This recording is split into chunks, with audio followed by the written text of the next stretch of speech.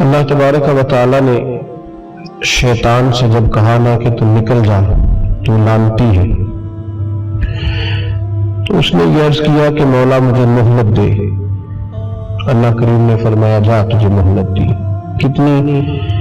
الی یوم الدین، قیامت کے دن تک تجھے مہلت دی۔ شیطان نے کچھ اختیارات کا بھی مطالبہ کیا، اللہ تعالیٰ نے اسے وہ اختیارات بھی عطا فرمائے۔ اللہ کے حبیب صلی اللہ علیہ وسلم فرماتے ہیں کہ جس طرح تمہاری رگوں میں خون دوڑتا ہے، اس طرح شیطانی وساوس بھی دوڑتے، اور شیطان کی قوت کا، اختیار کا یہ حال ہے کہ شیطان جاسم علی قلب ابن آدم۔ نبی پاک صلی اللہ علیہ وسلم نے فرمایا شیطان ہر آدمی کے دل کے ساتھ چمٹا رہتا ہے، اتنی اس کی قوت ہے۔ شیطان ہر آدمی کی ناک پر بیٹھ کر رات گزارتا ہے۔ وہ رات ناک پہ کیوں بیٹھتا ہے؟ فرمایا اس لیے کہ وہ کہتا ہے جب سانس اکھڑنے لگے گی تو اسے معاذ اللہ گمراہ اور کافر کر کے ماروں۔ شیطان کو پتہ چل جاتا ہے کہ بندے نے نیکی کا ارادہ کیا ہے تو اس کے پیچھے لگ جاتا ہے۔ کسی سے پوچھے صاحب آپ محفل میں نہیں آئے، نماز میں نہیں آئے، تو کہتے میں نکلا تھا نماز کے ارادے سے، پھر شیطان نے مجھے گمراہ کیا۔ شیطان کی زندگی کا یہ حال ہے کہ اب تک اسے موت بھی نہیں آئی۔ اس کے اختیار کا یہ حال ہے کہ وہ جہاں چاہتا ہے پہنچ جاتا ہے، جو چاہتا ہے وہ کر لیتا ہے، وہ دلوں تک رسائی رکھتا ہے۔ اب ذرا لوگوں کے عقیدوں کا حساب لگائیے گا، وہ اللہ کے دشمن کی ساری طاقتیں مانتے جانتے، اللہ کے دوستوں کی طاقت ہی نہیں مانتے، دشمنوں کی طاقتیں مانتے ہیں۔ شیطان ہر جگہ موجود ہے، کوئی بندہ فتویٰ نہیں لگائے گا۔ اگر آپ کہہ دو نبی پاک ہر جگہ موجود ہے، اگر کہ حضور کی روحانیت ہر جگہ موجود ہے، نبی پاک صلی اللہ علیہ وسلم اس طرح دیکھ رہے ہیں جیسے ہاتھ کی ہتھیلی کو دیکھ رہے ہیں، تو رٹا شروع ہوتا ہے کہ نہیں؟ کوئی نہیں ہوتا۔ تو ان سے پوچھو شیطان کی دفعہ تو بڑا بڑی مان گئے۔ کیسے نادان لوگ ہیں کہ اللہ کے مخالف کی، دشمن کی طاقت تو مانتے ہیں، اللہ کے محبوبوں کی طاقت ہی نہیں مانتے، اس طرف توجہ نہیں کرتے۔ تو شیطان کو اللہ نے قیامت تک مہلت دی ہے، وہ گمراہ کرے گا، اس کو اختیارات دیے ہیں، وہ رستوں میں بیٹھے گا، وہ دلوں سے چمٹے گا، وہ انسان کی سانس اکھڑنے تک اس کی ناک پر بیٹھ کر اس کا انتظار کرے گا۔ یہ طاقت، یہ اس کی کوشش، یہ اس کی جدوجہد۔ تو یا اللہ شیطان نے تجھ سے گمراہ کرنے کے لیے اتنی ساری طاقت لے لی، مہلت لے لی، تو بندے گمراہ ہوں گے تو تو نے اس کا کیا بندوبست فرمایا ہے؟ تو رب کریم نے فرمایا میں قیامت تک اولیاء اللہ بھیجتا رہوں گا، قیامت تک،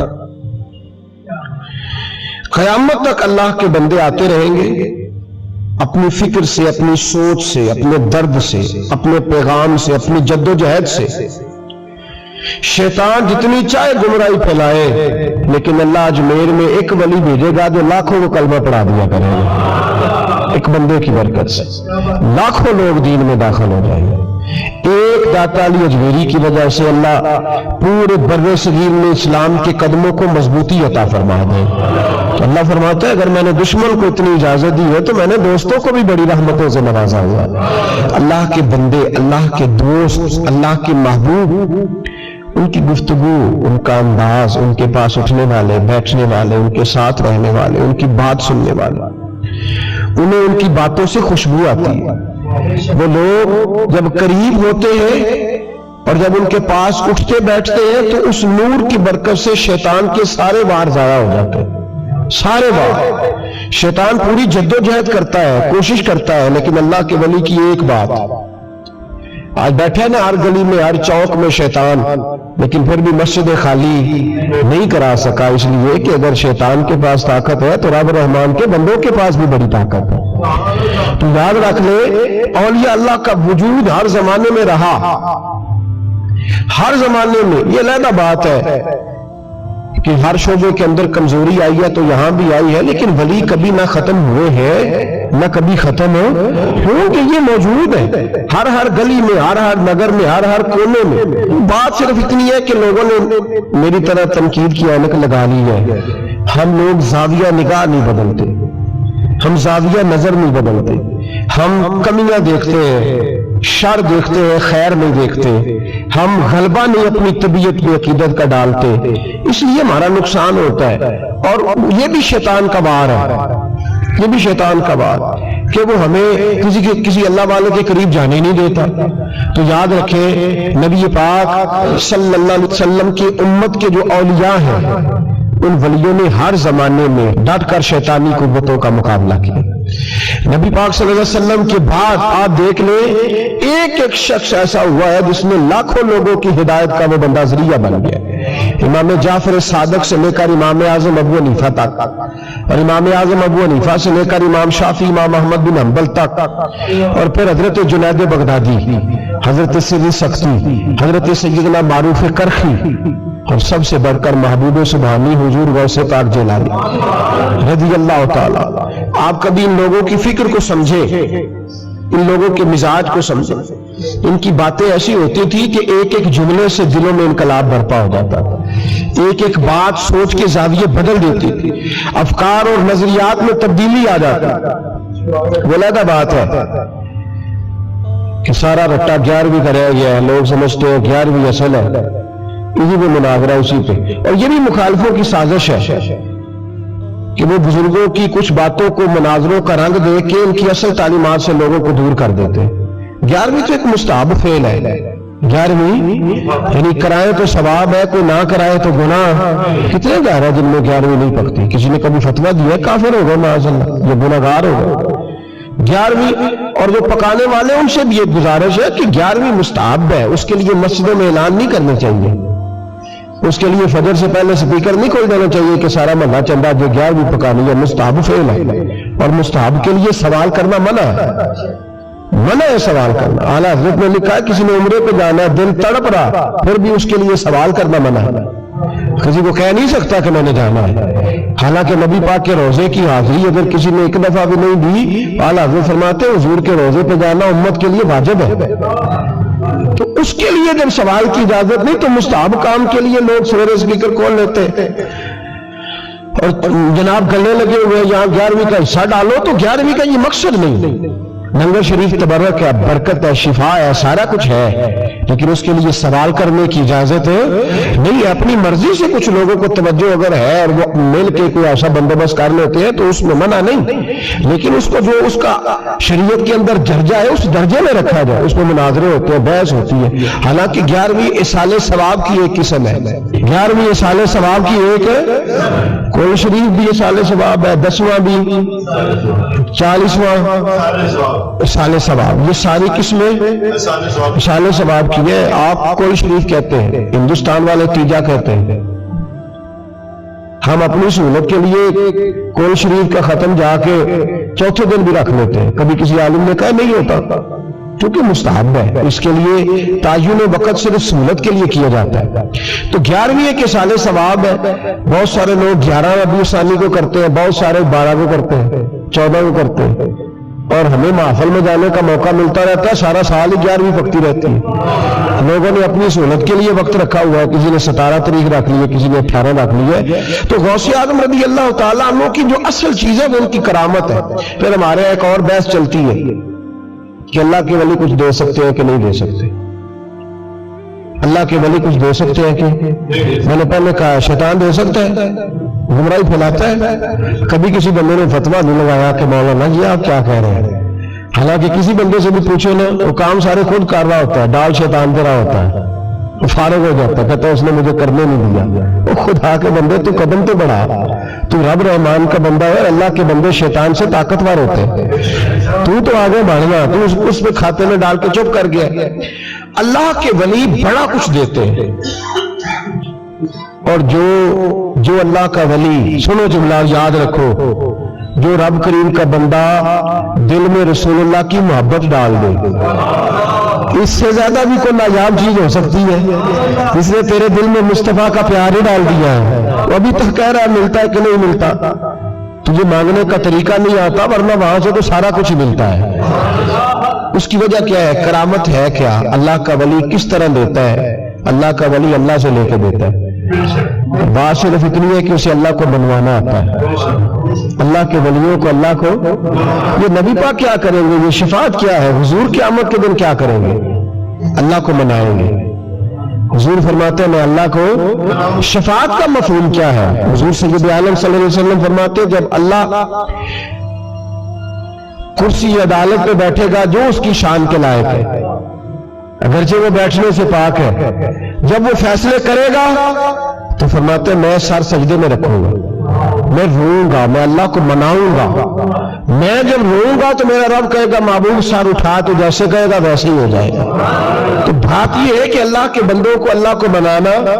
حضور غوث پاک کے پاس بی بی آ گئی، اس نے کہا حضور بے اولاد ہو، میرے محلے میں ایسی عورتیں بھی ہیں جنہیں اللہ نے 14 بچے دیے، میں بے اولاد ہوں، اولاد بڑا میٹھا پھل ہے، تو میرے آنگن میں اگر ایک پھول کھل جائے تو میرے گھر میں بھی خوشبو پھیلے گی، میرے گھر میں بھی کوئی بچہ روئے گا تو میرا گھر بھی رونق والا ہو جائے گا۔ تو حضور میری ساس اب کہتی ہے رکھنا نہیں، اسے طلاق دے دینی ہے۔ میرا خاوند مجھے کہتا ہے میں مجبور ہوں، میں نے بڑا عرصہ تجھے نبھایا ہے، حضور میں غریب ہوں، میرے پہ نظر کرم ہو جائے، میرے لیے دعا کرے، میرا مالک مجھے ایک بیٹا دے دے۔ یوں ہاتھ اٹھائے گا اسے اعظم، کہے اللہ تیری بندی تیرا بندہ سمجھ کے آئی ہے، کیا لفظوں کا حسن ہے، کیا جملوں کی تاثیر ہے۔ اے اللہ تیری بندی تیرا بندہ سمجھ کے آئی ہے تو مہربانی کرنا، جو تو نے اس کے دل میں ڈالا ہے وہ اسے عطا بھی فرما دو۔ لفظوں کا، جملوں کی ترتیب دیکھیں، جو تو نے اس کے دل میں ڈالا ہے اسے عطا بھی کر دے۔ تو عاطف غیب سے ندائی عبد القادر اس کے نصیبے میں نہیں، مقدر میں نہیں۔ میں نے کہا انہیں منوانا آتا، جب کہا نا نہیں تو غوث پاک رو پڑے، کہنے لگے میں سمجھ گیا ہوں تو مجھے رسوا کرنا چاہتا ہے، تو مجھے رسوا کر دے، تو رسوا کرنا۔ تجھے نہیں پتا تھا عبد القادر کے پاس جا رہی ہے؟ تو مالک ہے، تو اس کے ارادے سے آگاہ نہیں تھا؟ مولا تو بے نیاز ہے، تجھے پتا تھا میرے پاس آ رہی ہے؟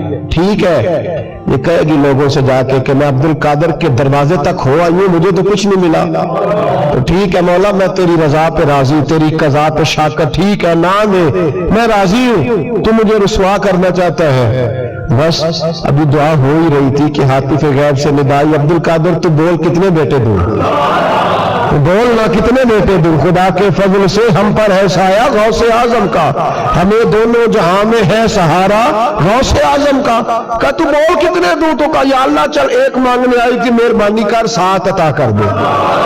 7 ایک بیٹا لینے آئی تھی، رب کریم نے اسے 7 بیٹے عطا فرمائے۔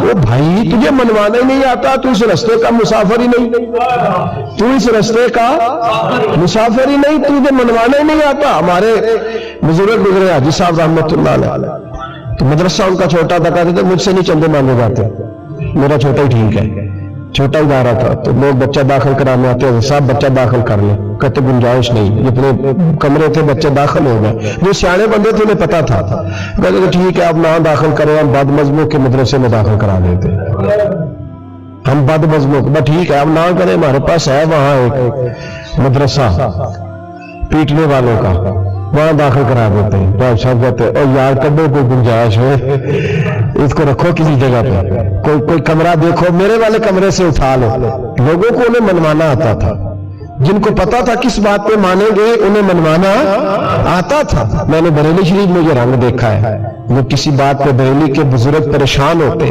اور کوئی آزمائش آتی ہے تو جو جاننے والے لوگ ہیں وہ کہتے ہیں چلو حضور کی کو نعت چھیڑ دو، جب نعت پاک چھڑ جاتی ہے تو چہرے کھلنے شروع ہو جاتے ہیں، وہاں توانائیاں بھول جاتے ہیں لوگ اپنے سارے گاؤں۔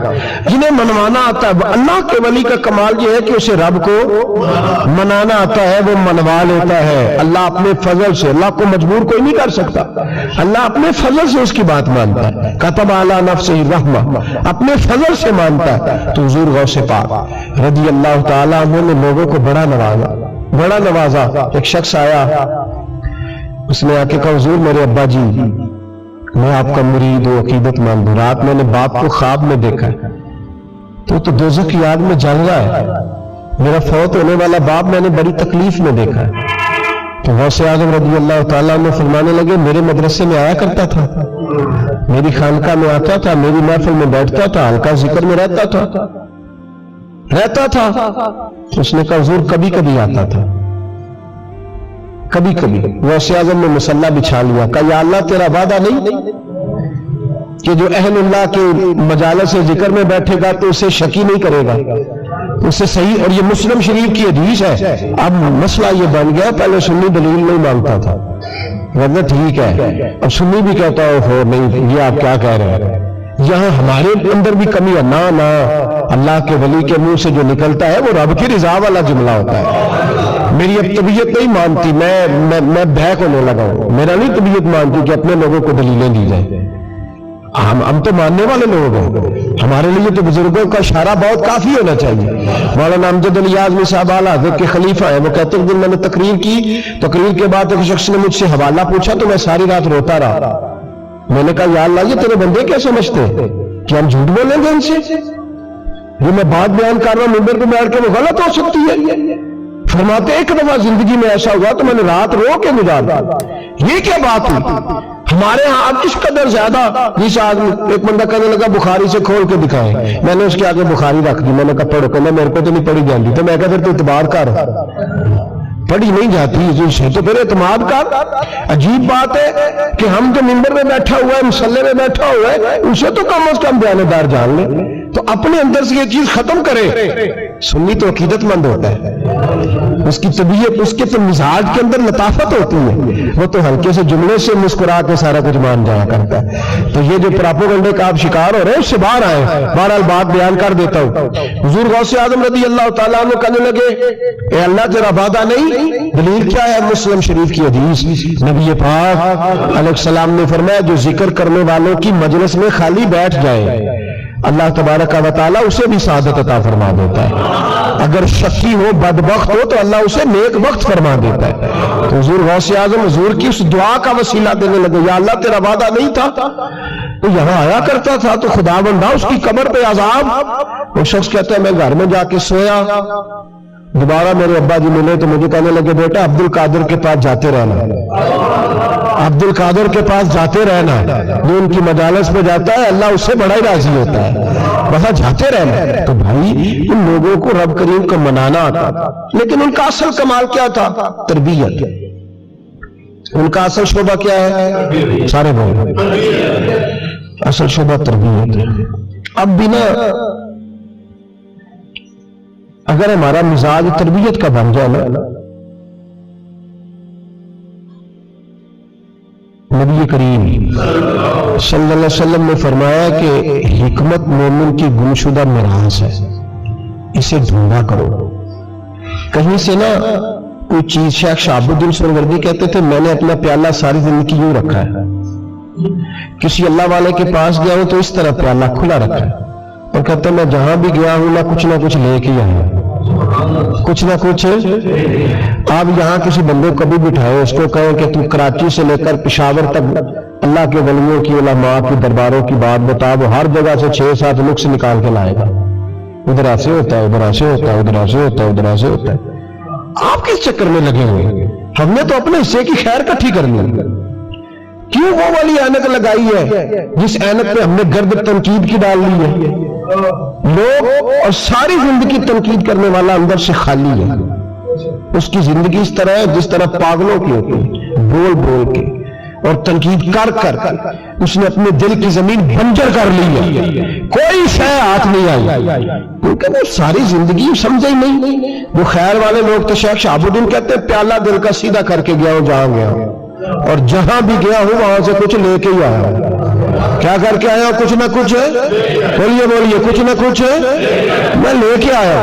یہاں ہر بندہ اعتراض کر رہا ہے، ہر بندہ کچھ نہیں جی خیر کوئی شے نہیں۔ خدا کے بندے جو تمہیں اذانیں، جماعتیں، عبادتیں، ریاضتیں، درود، سلام، ذائقے، یہ جو کچھ نظر آ رہا ہے تو اس کا مطلب ہے اللہ کے بندے موجود ہیں، ان کی برکت سے نظر آ رہا ہے نا سارا کچھ۔ تو اولیاء اللہ کے پاس لوگ خیر لینے جاتے، ان کی زندگی کے مقاصد تربیت تھی، خیال تھا غوث اعظم کے زمانے میں کہ گویا تھا. آج تو لوگ بزرگوں کے نام پہ ساز رنگ کی محفلیں سجاتے ہیں نا. گویا تھا غوث اعظم کے زمانے میں, گانے گاتا تھا. تو غوث اعظم اسے سمجھاتے تھے کہ یہ طریقہ درست نہیں. اور ہمارے زمانے میں جس کی ہاں میں ہاں ملاؤ وہ راضی رہتا ہے, اور کسی بات پہ ٹوک دو تو فوراً ناراض. ہمارے زمانے کے اندر یہ ماحول ہے کہ جہاں آپ نے کسی بندے کو کہا کہ تو غلط ہے, یا کسی کو جس جگہ ڈانٹا اس جگہ یہاں تو مداری بن کے وقت گزارنا پڑتا ہے. جو آئے اس کے اشاروں پہ ناچو تو لوگ ٹھیک ہے. ہم چاہتے پتہ کیا ہے کہ صوفی صاحب ہو, پیر صاحب ہو, تو وہ نا ہمارے سامنے ہمارے اشاروں پہ چلے. آپ کسی بندے کو اس جگہ انکار کرو, انکار. میرے صاحب نا کچھ لوگوں کو اٹھ کے ملتے تھے, کچھ لوگوں سے پورا اتنا سا ہاتھ باوقات ملایا جاتا تھا. میرے دل میں اکثر سوال آتا تھا. ایک دن میں نے کہا حضور یہ بڑے فضول سے کچھ بندے ہیں, تو ان کو بعض اوقات اعزاز ملتا ہے, تو کچھ بڑی محبت کے ہیں تو ان کو اتنا سا ہاتھ بھی آپ ملا لیتے ہیں. تو ایسا فرمانے لگے یہ اپنے بیگانوں کا فرق ہے. میں نے کہا کس طرح؟ فرمانے لگے کچھ ایسے ہوتے ہیں جن کو پروٹوکول نہ دو تو بھاگ جاتے ہیں, تو کچھ ایسے ہوتے ہیں جن کا پتہ ہوتا ہے انہیں جوتے بھی مارے تو یہ میرا ہی ہے, اس میں جانا کوئی نہیں, یہ میرا ہے. فرماتے ہیں جسے ڈانٹتے زیادہ ہیں ڈبٹتے زیادہ ہیں, اس کا پتہ ہوتا ہے یہ جا کہیں نہیں سکتا, یہ میرا ہی ہے. کچھ جتنا مرضی کچھ کرو. تو جو پروٹوکول مہینے کا دور آیا نا ہمارا, ہم تو ذرا اس لیے تو اصلاح نہیں ہو رہے. آپ کسی شخص کو کہیں انکار کر کے دیکھیں, اس وقت وہ اڑ جائے گا ممی نہ کر چھڑی, حالانکہ میں تیاری روٹی بھی کھوائی ہے. ان چکروں سے باہر ہے. یہ چیز آپ کا تربیت روک دے گی, منع کر دے گی, آپ باہر نکلے. حضور غوث پاک رضی اللہ تعالیٰ عنہ گویا گایا کرتا تھا, غوث اعظم منع کرتے, فرماتے طریقہ ٹھیک نہیں, بات چیز سے, اور مخالفت کرنے لگ گیا. اور لوگ جب ان کے مفادات پہ ٹھوکر لگتی ہے تو وہ ذات پات پہ اتر آتے ہیں. وہ کہتا ہے جی دیکھو میرے پیچھے رش بڑا, لوگ سنتے بڑے, تو عبد القادر تو معاذ اللہ جلتے ہیں مجھ سے. خیر بڑی مخالفت کی, باتیں ٹٹول کے لاتا, کھاتے کہاں سے ہیں, لنگر کہاں سے آتا, یہ کیا ہے. حضور غوث اعظم ہنسدیا کرتے, فرماتے چل ٹھیک ہے موج کر. وقت گزرتا گیا, بوڑھا ہو گیا, لوگ اس کی آواز کے دیوانے تھے. گلے کی آواز بڑا سریلی تھی, وہ اب دھیمی پڑ گئی. وہ جو اسے سنتے تھے وہ کسی اور کو سننے لگے. گھر میں بھی جب تک پیسے آتے تھے تب تک تو گھر میں بھی بڑی قدر تھی. اب جب گھر میں کچھ نہ دیا تو بچوں نے بھی نکال دیا. حالت یہ ہوئی کہ قبرستان جا کے بیٹھ گیا. مکھیاں بھنکتی ہیں, پہننے کو کپڑا کوئی نہیں, کھانے کو روٹی کوئی نہیں. میرے شیخ میرے غوث اعظم اس گلی سے گزرے. جب غوث اعظم گزرے تو اس کی حالت دیکھی تو محبوب پاک کا وہ طریقہ یاد آ گیا. سلام اس پر کہ جس نے دشمنوں کو بھی کوائیں دی, سلام اس پر کہ جس نے گالیاں سن کر دعائیں دی. تو حضور غوث اعظم گھر گئے, غلام کو بلایا, فرمایا 100 دینار لے جا, اس گویے کو دیا, بتانا نہ کس نے بھیجے, دے کے لوٹ آنا. وہ کہتے میں گیا تو بڑی بری حالت, پھٹے ہوئے کپڑے, خستہ حالی, جا کر کے 100 دینار دیے. میں نے کہا لو. اس نے آ کے کھولی تو بڑھاپے سے بری حالت, بیماری, ذوق. کہنے لگا کس نے بھیجے؟ تو میں نے کہا مجھے پہنچانے کا حکم ہے, بتانے کا نہیں. تو کہتے اس کی آنکھوں میں آنسو آ گئے. کہنے لگا میں بھی سارے بغداد کو جانتا ہوں, مجھے پتا ہے اس حالت پہ اگر مجھ پہ کوئی کرم کر سکتا ہے تو وہ عبد القادر جیلانی ہے. مجھے بھی پتا ہے, میں بھی جانتا ہوں. اس حال میں گرے ہوئے کو تھامنا اگر کسی کا طریقہ ہے تو وہ غوث اعظم کا ہی ہے, وہی مجھ پہ کرم کر سکتے ہیں. کہتے میں خادم, کہتے میں دے کے آیا تو وہ میرے پیچھے پیچھے چلنے لگا. حضور غوث اعظم پڑھا رہے تھے تو سامنے آ کے کھڑا ہو گیا, نظر اٹھائی آپ نے, فرمایا میں کیا خدمت کر سکتا ہوں. چیخ ماری اس نے, وہ قدموں میں گرا. وہ لگا عبد القادر تو میرے نبی کا سچا وارث ہے, تو سچا وارث ہے نبی پاک صلی اللہ علیہ وسلم کا. میں ساری زندگی مخالفت کرتا رہا اور جب میرا کوئی نہ بنا تو میرا بن گیا. اب مجھے بتا کہ اس بڑھاپے میں توبہ کروں تو اللہ قبول کر لے گا؟ تو غوث اعظم فرمانے لگے تو سچے دل سے توبہ کر, اللہ تیری توبہ بھی قبول فرمائے گا اور تجھے اپنے نیک بندوں میں شامل بھی فرمائے گا. شرط یہ ہے کہ سچے دل سے کہا، اخلاق کے لیے آئے، کردار کے لیے آئے، تربیت کے لیے آئے۔ ان لوگوں نے اپنے عمل سے ڈھیروں لوگوں کی زندگیاں بدلی۔ غوث اعظم مزدوروں کی طرح دین کا کام کرتے تھے۔ میں نے بڑا سوچ سمجھ کے فکرہ کہا، مزدوروں کی طرح۔ میں نے اپنے گاؤں میں کچھ ایسے مزدور دیکھے جو صبح فیکٹری میں دیہڑی کر کے آتے تھے، تو شام کو دیہڑی کر کے آیا پوری 4 بجے تک 5 بجے تک، تو شام کو کسی آدمی نے مٹی ڈالنی ہے اپنے گھر کے اندر، تو اس سے بھی ٹھیکہ کر لیا۔ اس نے کہا میں 300 روپیہ دوں گا، مٹی اٹھا لو۔ تو وہ مزدور گھر آیا تو اس نے کہا چلو بچوں کے کپڑے بھی لینے، عید بھی قریب آ رہی ہے۔ یہ مزدور لوگ بڑی جدوجہد کرتے ہیں، تو رات کو مٹی ڈال دی۔ حضور غوث اعظم نے مزدوروں کی طرح دین کا کام کیا، تو موجیں لگی ہیں، تو موجیں لگی ہوئی ہیں لوگوں کی۔ یہاں تو لوگ ساد رنگ میں مست ہو کے کہتے ہیں بس ٹھیک ہو گیا جی، ہم بڑے پکے ان کے ماننے والے۔ غوث اعظم فجر کے بعد فقہ کا درس دیتے تھے، فقہ کا، ان کہہ دے وہ بھی مولوی صاحب، چونکہ درس بھی دیتے تھے۔ فقہ کا درس فجر کے بعد، ظہر کے بعد غوث اعظم لوگوں کو حدیث پاک پڑھایا کرتے تھے، عصر کے بعد قرآن پاک کی تفسیر بیان کرتے تھے۔ ہر روز رات کو عشاء کے بعد دور دراز سے مخلوق آتی تھی، لاکھوں کا مجمع ہوتا تھا، اور غوث اعظم وہاں رسول اللہ کا دین لوگوں کو سمجھایا کرتے تھے۔ 1000 آدمی کاغذ قلم لے کے عالم بیٹھا کرتے تھے، غوث اعظم جو تفسیر بیان کرتے اسے لکھا جاتا تھا۔ یہ حضور غوث اعظم کا طریقہ ہے۔ غوث اعظم بغداد کی جامع مسجد کے خطیب تھے، وہ خطیب تھے مسجد کے۔ جامعہ نظامیہ کے نام سے غوث اعظم نے مدرسہ بنایا ہوا تھا، وہ ایک ادارے کے پرنسپل تھے، جسے الف با سیدھی پڑھنی نہ آئے وہ کہے میں بڑا ولی ہوں، مجھے غوث پاک کا فیض ہے۔ تجھے کس طرح کا فیض ہے؟ غوث اعظم کا فیض یہ آپ فرمایا کرتے جتنی جس کی زبان میں تاثیر زیادہ ہو سمجھو میرا فیض اسے زیادہ ملا ہوا ہے۔ آپ تقریر کرتے تھے، خطبہ دیتے تھے، روز رات کو بیٹھتے تھے۔ یہاں پیر صاحب کے پاس علم لدنی ہے، انہیں 8000 کا مولوی رکھا جمعہ پڑھانے۔ میں کہا پیر صاحب کیوں نہیں پڑھا دے؟ ہمارے پیر صاحب کے پاس علم لدنی ہے۔ میں کہا نہیں آندا ہی نہیں بیچارے نے، علم لدنی ہے تو باہر بھی آتے ہوگا۔ کن لوگوں کو ماننا شروع کر دیا قوم نے؟ کہتے مولوی اور ہوتا ہے صوفی، تو صاحب کہہ دو مولوی پڑھا ہوتا ہے صوفی جاہل ہوتا ہے، یہ فرق کرو معاذ اللہ سمجھ میں آئے۔ کیا چکر ہے؟ کس طرف لوگ چلے گئے؟ حضور غوث اعظم رضی اللہ تعالیٰ عنہ 16 گھنٹے دین کا کام کرتے، 16 گھنٹے اتنا پڑھا پڑھایا، پھر بھی اگر کوئی بندہ آ گیا نا چل کے دور سے، مصر سے، یمن سے 15-20 بندے آ کر حضور محفل میں لیٹ ہو گئے تھے تو ہم آپ کی زیارت کے لیے آئے، تو غوث اعظم گھنٹہ ان کو بھی تقریر سناتے رہتے، انہیں بھی دین بتاتے، کہتے چلو دین کے کام میں آ جاؤ، وہ ٹائم ہی لگا لیتے ہیں، آج تھوڑا زیادہ مزدوری کر لو۔ مزدوروں کی طرح کام کیا، 50 کے قریب کتابیں لکھی، لاکھوں لوگوں کا قبلہ درست کیا، ہزاروں یہودیوں اور عیسائیوں کو کلمہ پڑھایا۔ حضور غوث اعظم رضی اللہ تعالیٰ عنہ نے مجاہدین تیار کیے، میرے ذمہ راہ حوالہ صلاح الدین ایوبی جب جنگیں لڑ رہے تھے تو بیت المقدس کے باہر کھڑے ہو کے کہتے تھے مجھے معمولی نہ سمجھنا، میں عبد القادر جیلانی کے مدرسے کا پڑھا ہوا ہوں، مجھے کوئی معمولی نہ سمجھے، میں غوث اعظم کا، اور 70,000 کی فوج جو صلاح الدین، یہ لوگ جہاد کریں گے بیچارے جو صرف چندے اکٹھے کرتے ہیں، کبھی بیت المقدس کے نام پہ اور کبھی کسی نام پہ، ساری ان کی کھالیں جمع کر کے کھا گئے، اور کیا کلاشنکوف لے کے لوگوں کو ڈرایا۔ کردار بتاؤ اپنا، اور ہر رسالے میں یہ آپ سے چندے لیتے ہیں، میں آپ کو ان کے رسالے دکھاؤں گا، آپ کی کھالے لے جاتے، آپ سے چندہ لیتے، مہینے کا رسالہ نکالتے، ہر رسالے میں کبھی داتا صاحب کے خلاف لکھتے۔ انہوں نے اپنے رسالے میں لکھا لاہور میں جو علی اجمیری کا مزار ہے وہ شرک کا اڈا ہے، اور دو کھلا انہوں نے، اور چندے دو ان کو، یہ تو جنازے اشتہار لگا کے پڑھاتے ہیں، میلاد کی محفل بدعت ہو گئی، کس صحابی نے اشتہار لگا کے جنازہ پڑھایا ہے؟ فلانے کا جنازہ ہے تو اتنے بجے اشتہار لگا دو، کس کی سنت ہے؟ کیا تماشا لگایا ہوا ہے؟ اور ہماری قوم ہے کہ مست ہے، پتہ ہی کوئی نہیں، بہلانے والے سب تمہارے یار ہو گئے، سمجھانے والے مفت گناہگار ہو گئے۔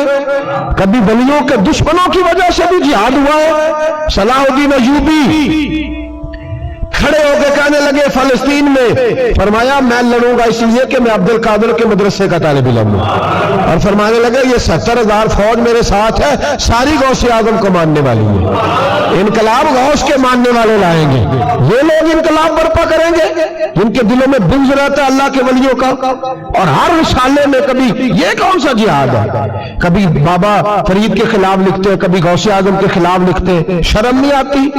کھالوں سے تم نے پجارو خریدی ہوئی ہے، کھالیں کٹھی کر کے تم نے کلاشنکوف لی ہوئی ہے، مکانوں میں رہتے ہو، اور قوم ہے کہ وہ دیکھتی نہیں، اور بھائی دنیا میں رہنا ہے تو کچھ پہچان پیدا کر، لباس خضر میں یہاں سینکڑوں رہزن بھی پھرتے ہیں، ہر داڑھی پگڑی والے کو دیندار نہ سمجھ لیا کرو، خدا را یہ پہچان پیدا کرو، جس کے مرضی پیچھے لگ جاتے ہو۔ حضور غوث پاک شیخ عبد القادر جیلانی رضی اللہ، اور آج کل کی میں جاتا ہوں نا محفلوں پہ تو میں دوستوں سے کہتا ہوں آپ کو دوست ٹائم میں نہیں آتے تو میں پوچھتا ہوں محفل کیوں کرانی ہے؟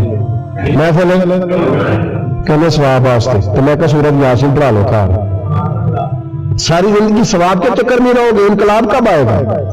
میلاد کی محفل کر لو، سارا سال برکتیں نازل ہوں گی، اور محفل کو ایک روپ دو، ایک رنگ دو، محفل ایک انقلاب کا نام ہے۔ غوث اعظم نے ہمیں وہ والی محفل سکھائی ہے جس میں بے نمازی آتا تو نمازی بن کے جاتا، جس کے اندر چور ڈاکو آتا تو توبہ کر کے جاتا، جس کے اندر کوئی ماں باپ کا نافرمان آتا تو گھر جا کے ماں باپ کے پیروں میں بیٹھ جاتا۔ ثواب کے لیے محفل، ثواب کے لیے 11ویں، اس سے باہر ہے، بڑا ہو گیا یہ کام۔ نعت خان بھی چلے ہوئے ہیں پکے ہی، وہ بھی ادھر کو سفر کر رہے ادھر کو سفر، بھی سارے ثواب اکٹھا کر رہے ہیں، کہتے تو محفل کرا تو بخشیا جائے گا، جدے ہاتھ نوٹا جدھر تھی انہیں کہنے چل صاحب شیر تیری نظر ہی، اور میں کیا ظالمہ شیر نبی پاک دا تے نظر بندے دی کر چھڑے کچھ سوچ، اور جس نے پیسے زیادہ دیے اس کہتے ہیں عاشق رسول ہے، میں کہ تو کتوں مور لئی لوکاں نو عشق دی ڈگریاں ونڈدا پھردا، کدھر سے تو نے یہ لے لی اسٹیمپ جو لگاتا ہے یہ عاشق ہے یہ عاشق نہیں، محفل کرانے والا بھاوے بجلی چوری کردا ہوے تو عاشق رسول ہے۔ تو یہ باہر ہے حضور غوث اعظم، ہر روز محفل ہوتی تھی لیکن جو آتا تھا اللہ اس کا دل بدل دیتا تھا، اور چونکہ ریاکاری نہیں تھی، تسنع نہیں تھی، بغداد میں محفل ہو رہی، غوث اعظم تقریر کر رہے ہیں، بارش شروع ہو گئی، لوگ بکھرنے لگے، تو حضور غوث اعظم رضی اللہ تعالیٰ وہ سر جھکا کے کہنے لگے مولا تو دلوں کے بھید تو جانتا ہی ہے نا، اگر یہ بندے میں نے اپنے لیے اکٹھے کیے تو سارے بھگا دے، اور اگر تیرے لیے اکٹھے کیے تو پھر بھی تیری مرضی ہے، تو دلوں کے بھید جانتا ہے۔ لوگ کہتے ہیں سارے بغداد میں بارش ہوتی تھی، جہاں غوث اعظم کا جلسہ ہوتا تھا وہاں نہیں ہوتی تھی، وہاں نہیں ہوتی تھی، اس لیے کہ انہیں اللہ کو منانا آتا تھا، انہیں طریقہ پتا تھا۔ حضور غوث اعظم نے اپنی گفتگو سے، تقریر سے، خطبے سے، الفتح الربانی حضور غوث اعظم کی تقریروں کی کتاب چھپی ہوئی ہے، آپ کے ملفوظات ہیں، آپ کے خطبے، تو بھائی اس کو لوگ معمولی کام سمجھتے ہیں، بس ثواب کے لیے کر لو، خدا را غوث اعظم کا طریقہ تو سمجھو، اور پھر تبلیغ فرمائی، دین کا کام کیا، نذرانے نہیں بٹورے، نذرانے نہیں بٹورے، اور اس طرح نہیں کہ مولوی صاحب کا سیاست سے کوئی تعلق نہیں، میرے لاکھوں مرید ہے، میں نے نہیں چھیڑنا حکومت کو، ایسے نہ ہو جائے حکومت میرے خلاف ہوگا، یہ کوئی چکر نہیں۔ بادشاہ وقت آیا نذرانہ دینے، وقت کا بادشاہ نذرانہ دینے آیا، وہ کہتا میں رستے میں سوچ رہا تھا کہ اگر یہ ولی ہو تو مجھے پتا چل جائے، اگر تم نے سیب کھلائے نا، سیب کا موسم نہیں پھر تو ولی اللہ، اور اگر سیب نہ کھلائے تو پھر نہیں میں مانتا، ٹھیک ہے نا، جس طرح کے آج مرید ہوتے ہیں لوگ، کہتے ہیں سیب کھلائے تو پھر بادشاہ تو نا، تو کہتے ہیں میں 2 تھیلیاں شرفیوں کی بھی لے گیا کہ پیر صاحب کو پیسے دوں گا تو میرا نرم بھی ہو جائے گا، میرے آنکھ میں پیر ہو جائے تو نرم اللہ ماشاءاللہ۔ کہتے میں گیا تو میرے دل میں خیال تھا اگر آج بے موسمہ سیب کھلائیں تو ولی مانوں گا، کہتے غوث اعظم نے یوں ہاتھ اٹھائے، موسم بھی نہیں تھا پر 2 سیب ان کے ہاتھوں میں آ گئے، اور آپ میری طرف سیب بڑھا کے کہنے لگے ولایت کو سیبوں سے نہیں تولنا چاہیے، تو سیبوں سے تولتا پھرتا ہے، یہ تو اللہ کی رضا والا کام ہے، جہاں کوئی تاجر تھوڑی محنت کرے کھاد شاد ڈالے تو وہ بھی بے موسم پھل اگا لے گا، تو کس چیز سے میری ولایت چیک کر رہا ہے، یہ پکڑ چھری اور یہ پکڑ سیب اور کھا، کہتا میں نے کاٹ کے کھایا تو سیب کڑوا نکلا، غوث اعظم کہنے لگا کیا ہوا کڑوا ہے؟ حضور ہاں، تو میں اپنے ہاتھ سے کاٹ کے ایک ٹکڑا دیا کہ کھاؤ، کھا کے کہنے لگا حضور آپ کے والا تو میٹھا ہے، تو سیب تو دونوں غیب سے آیا تو میرا کڑوا کیوں ہے؟ آپ کا فرمانے لگے غوث اعظم دونوں میٹھے تھے، ایک کو ظالم کے ہاتھ لگ گیا تو کڑوا ہو گیا ہے، میٹھے دونوں تھے، تو ظالم ہے نا، ظلم کرتا ہے، تو تیرے ہاتھوں کی وجہ سے کڑوا ہو گیا۔ ایک تھے، اس نے 2 تھیلیاں اشرفیوں کی مصلے کے نیچے رکھی، کہنے لگا حضور نذرانہ ہے، فرمانے لگے ضرورت ہی نہیں، لے جا۔ اللہ کے بندوں کو، دنیا داروں کو نذرانوں کی ضرورت ہے، وہ ضد کرنے لگا حضور قبول کر لے۔ آپ فرمانے لگے جا تو جا، نہیں چاہیے، کہا حضور ضرورت نہیں، حضور قبول فرما لے۔ آپ نے فرمایا جا، کہا حضور لے لیں آپ کی مہربانی۔ فرمانے لگے اپنے کپڑے دیکھ اور میرے دیکھ، اپنی روٹی دیکھ اور میری دیکھ، میں تجھ سے اچھا کھاتا ہوں، تجھ سے اچھا پہنتا ہوں، میرا اللہ مجھے تجھ سے بہتر دیتا ہے، تو جا تو۔ اس نے کہا نہیں، قبول کر لیں۔ غوث اعظم نے دونوں تھیلیاں اشرفیوں کی پکڑی اور جب ان کو نچوڑا تو اندر سے خون نکلنے لگا۔ غوث اعظم فرمانے لگے غریبوں کا خون نچوڑ کے مجھے نذرانہ دینے آ گیا ہے؟ غریبوں کا خون نچوڑ کے؟ پیر صاحب نے کبھی پوچھا نہیں فیکٹری والے سے کہ تم مزدوروں کے ساتھ کیا علاج کرتا ہے؟ پیر صاحب نے کبھی سوال نہیں کیا کہ یہ جو لے کے آ رہا ہے کہاں سے لے کے آ رہا ہے؟ غوث اعظم رضی اللہ تعالیٰ عنہ فرمانے لگے میں تیرے پردے نہیں کھولنا چاہتا تھا، تو باز ہی نہیں آ رہا، غریبوں کا لہو نچوڑ کے تو مجھے نذرانہ دینے آ گئے۔ فرمایا نکل جا، ورنہ یہ خون اتنا بہاؤں گا کہ تو بھی بہہ جائے گا، تیرا محل بھی بہہ جائے گا۔ لوگوں کا خون نچوڑ کے مجھے نظر نیاز دینے آ گئے۔ حضور غوث اعظم جمع فکر، جمع سوچ، انقلاب مزاج صوفی تھے، جمعے کا خطبہ دینے آئے۔ تو ایک شخص نے کہا حضور ایک ظالم آدمی کو گورنر بنا دیا ہے بادشاہ نے بغداد کا، کہنا چاہیے تھا نا میری مسجد میں بڑا بادشاہ، مجھے کیا لگے، میرے مدرسے میں طالب علم ٹھیک ہے، لنگر صحیفہ کرا ہے، ٹھیک ہے بناتا تو بناتا، پھر لوگوں پہ ظلم ہوگا نا، لیکن یہ طریقہ دین کا طریقہ نہیں۔ لوگ ظلم کا شکار ہوتے رہے، حکومتیں مرضی کرتے رہے، صوفی کہے میرا نہ کوئی مخالف ہو گیا۔ آج ہمارے زمانے میں شوق ہے کہ مجھے کوئی برا نہ کہے، تو بھائی کہہ لے جس نے برا کہنا ہے کہے، جو کوئی بری بات ہے۔ قرآن کہتا ہے اللہ کے بندوں کی علامت یہ ہے یجاہدون فی سبیل اللہ، وہ اللہ کے راستے میں جہاد کرتے ہیں، ولا یخافون لومۃ لائم، اور کوئی انہیں برا کہے تو وہ اس کی پرواہ نہیں کرتے، وہ جہاد میں لگے رہتے، کہے جس نے کہنا ہے۔ سانو تخت ہزارے دی لوڑ کی ہے، نالے کی لگے شہر ببول دے نال، اسی اپنی بال کے سیکنے ہیں، سانو کی لگے کسی اور دے نال، کہے جس نے کہنا ہے، کوئی پرواہ نہیں، بات کھری اور سچی ہونی چاہیے، ووٹ کرے جس کا جو دل کرتا ہے، جس کا جو دل کرتا ہے۔ میں نے بڑی تگڑی تقریر کی کہ سیالکوٹ کے قریب بڑی سخت 2 4 5 نعت خان تھے، وہ بھی عشق کی ڈگریاں بانٹ رہے تھے اور بڑے انہوں نے نوٹ کٹھے کیے تھے، اوپر سے میرا نمبر لگ گیا اور میں نے انہیں کہا، وہ ایک بڑا شور کر رہا تھا یوں کر دیں گے ختم نبوت کے لیے، یوں کر دیں گے، تو داڑھی بالکل تازی صفائی کرا کے آیا تھا، حمام سے سیدھا محفل پہ آ گیا تھا۔ میں کہ بولیے تیرے کو داڑھی دا پار تو چکیا نہیں جاتا، تے سارے دین دا کیویں چکے گا، وہ تو چکلا ہے، وہ تیرے کو تھوڑا جہا بھی نہیں چایا جا رہا۔ ایک اور تھا اس میں، مجھے کہنے لگا میں تو نویں نعت سنانی، میں کہ تیری مہربانی مجھے کو پرانی سنائی، نویں کلام میرے کو نہیں ہضم ہوتے جڑے تسی شروع کیتے ہیں دم دم۔ تو مسئلہ خراب ہو گیا، پیر صاحب بھی بیٹھے تھے، آپ یقین کریں نبی پاک کی نعت ہو رہی ہے اور اشارہ پیر کی طرف ہو رہا ہے، اشارہ پیر کی، حضور کی نعت نبی پاک کی نعت ہو رہی اور اشارہ، یہ جو شعر حضور کے نام کیا نا کسی پیر پہ فٹ کرنا درست ہے؟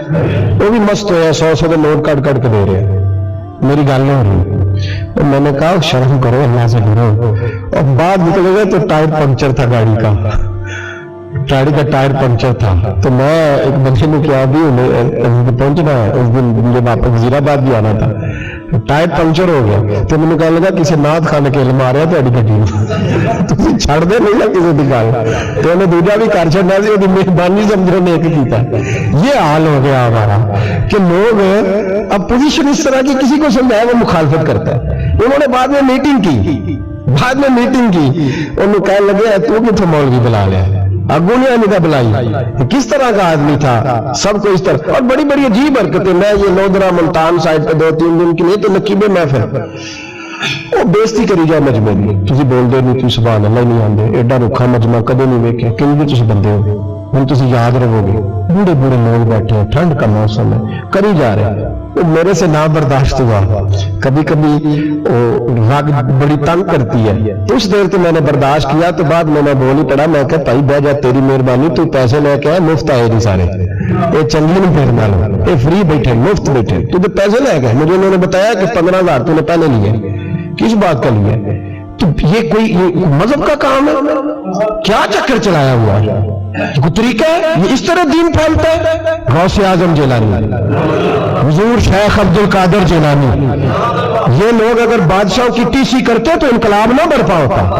حضور غوث اعظم رضی اللہ، اور جو آ رہا ہے چودھری صاحب عاشق رسول ہے، اس لیے کہ 50,000 دیا محفل میں، تو بس 50,000 کا عشق مل جاتا ہے؟ کیا تماشا لگ گیا؟ غریب آدمی میلاد کی محفل میں بھی ویڈیو کے پیچھے بیٹھتا ہے، نہ سڑکوں پہ تھی ہے نہ آگے انہیں ہے، کہ اس چکر سے باہر آئے۔ غوث اعظم رضی اللہ تعالیٰ عنہ اس لیے لتاڑ لیتے تھے یہ لوگ کہ ان کے اندر لالچ نہیں تھا، کسی شخص کے ساتھ کوئی ذاتی مسئلہ نہیں تھا۔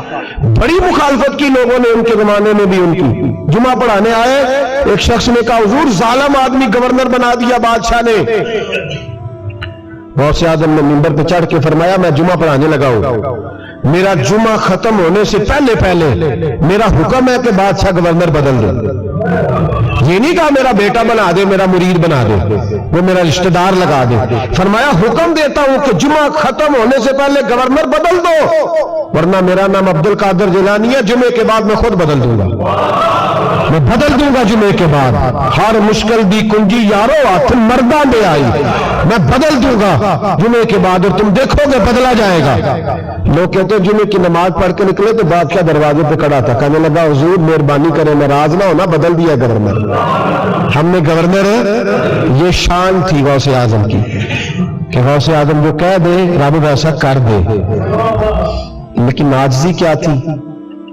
شیخ سعدی فرماتے ایک بوڑھے کو کسی شخص نے بیت اللہ کے ساتھ پتھر پہ سر رکھ کے روتے دیکھا، اور وہ بزرگ بوڑھے کہہ رہے ہیں یا اللہ قیامت کے دن مجھے اندھا کر کے اٹھانا، اندھا کر کے، کہیں ایسا نہ ہو تیرے نیک بندوں کے سامنے میں شرمندہ ہو جاؤں، اور مولا مجھ سے درگزر والا معاملہ کرنا، مجھ سے سوال نہ کرنا، میں کمزور ہوں۔ وہ رہے کہتے میں قریب گیا تو میں نے جا کے دیکھا کہ پتہ تو کرو کون گناہگار ہے، میں بھی اس کے لیے دعا کرتا ہوں۔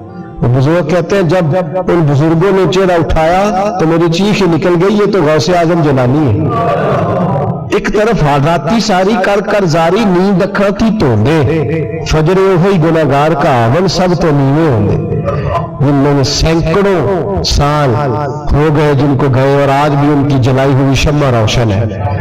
جنہوں نے اپنی زندگی ساری دین کے کام میں لگائی، 40 سال تک ساری رات اللہ کی عبادت کی، کتابیں لکھی، دین پڑھایا، لیکن جب رب کے ساتھ تعلق ہوا تو کہا نہیں ہم کمزور ہیں، یا اللہ معافی دے دے۔ بھائیو ہمارے بزرگوں نے ہماری تربیت کی، انہوں نے ہمیں سمجھایا، انہوں نے ہمیں کہا کہ فیض اس چیز کا نام نہیں کہ تو کہے بڑے میرے بارے میں آ رہے ہو گئے دکان چمکنے لگی، فیض تو یہ ہے کہ تیرا دل دین سے کتنا جڑا ہے، تیرے اندر روحانیت کتنی پیدا ہوئی، اخلاقی قدریں تیری کتنی بحال ہوئی۔ غوث اعظم سے کسی نے کہا تو حضور دعا قبول نہیں ہوتی، فرمایا 3 شرطیں ہیں، تیری ہر دعا اللہ قبول فرمائے گا۔